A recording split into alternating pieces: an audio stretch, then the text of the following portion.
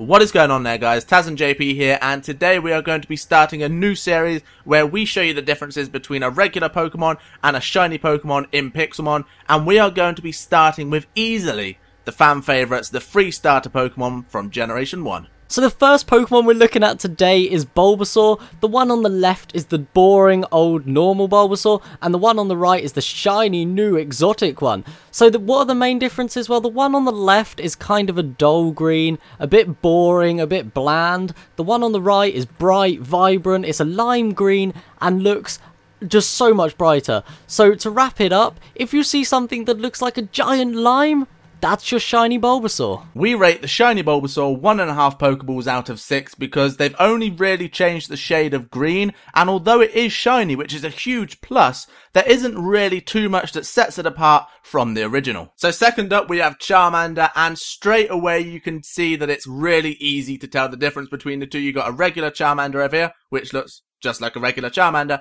and here we have the shiny, which is just like bright orange or almost gold. They're pretty easy to tell apart, so if you see a bright gold Charmander, that's your shiny. We decided to give Charmander a shiny rating of 2.5 Pokeballs out of 6, and that is because he goes from a plain orange to a bright gold, and gold is such an easy colour to tell apart, and after all, gold is just awesome. So the final of the 3 starter Pokemon that we're looking at today is Squirtle. Now Squirtle, probably one of the hardest Pokemon to tell apart. The one on the left is the normal and the one on the right is shiny. You're probably thinking, wait a minute, there is no difference. Well, come look round the back, because the one on the left has a brown shell and the one on the right has a green shell.